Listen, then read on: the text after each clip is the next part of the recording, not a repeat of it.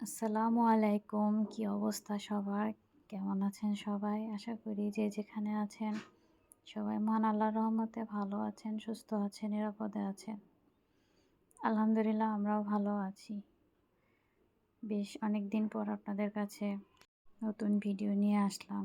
আসলে মন মানসিকতা আমার অনেক খারাপ। তো এই যে দেখেন আমার বাসার অবস্থা। তো আমার বাসায় চুরি হয়েছে। আজকে সেই ভিডিওটি আপনাদের কাছে শেয়ার করছি। তো দরজার বাহিরে যাকে দেখতে পাচ্ছেন লুঙ্গি পরা উনি হচ্ছেন আমাদের বাসার কেয়ারটেকার। আর ওই যে রুমের ভেতর থেকে যে বেরিয়ে আসলো সেই হচ্ছে চোর। তো চোর ধরা পড়েছে। তো চোর মানে ঢুকার পরে আমার পাশের বাসার ভাবির মেয়ে আছে। তো ও আসলে লুকিং গ্লাস দিয়ে দেখেছিল। তো অনেক কাহিনী হয়ে গেছে এখানে। তো একটু একটু আর কি ওরা যা ভিডিও করেছিল আমি পরে এসে দেখেছি। তো সেটাই আপনাদের মাঝে শেয়ার করছি। আসলে সবাই সাবধানে থাকবেন। তো ওইদিন আমার মেয়ের পরীক্ষা ছিল।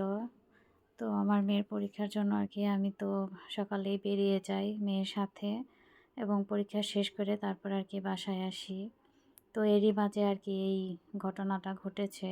তো শখ করে আমার মেয়ে একটা ব্যাংক কিনেছিল। তো সেই ব্যাংকের কিছু টাকা পয়সা ছিল। তো অর্ধেকটা হয়েছিল আর কি। তো সেই ব্যাংকটা সে কেটে টাকা পয়সা আর কি নিয়েছে। তো চোরের সাথে আরও লোক ছিল। তো সেই লোকদেরকে আর কি টাকাগুলো পাস করে দিয়েছে। তো কি বলবো আসলে আমার কোনো ভাষা নেই। আমি জানি না কেন আমার সাথে এরকম হয়। তো আমার এই বাসায় এইবার দিয়ে ৩ বার চুরি হলো। তো ১ম যখন চুরি হয়েছিল তখন থেকেই আর কি আমি টাকা পয়সা কিছুই রাখি না। তো তারপর আর কি মাঝে মাঝে তো টুকিটাকি থাকে।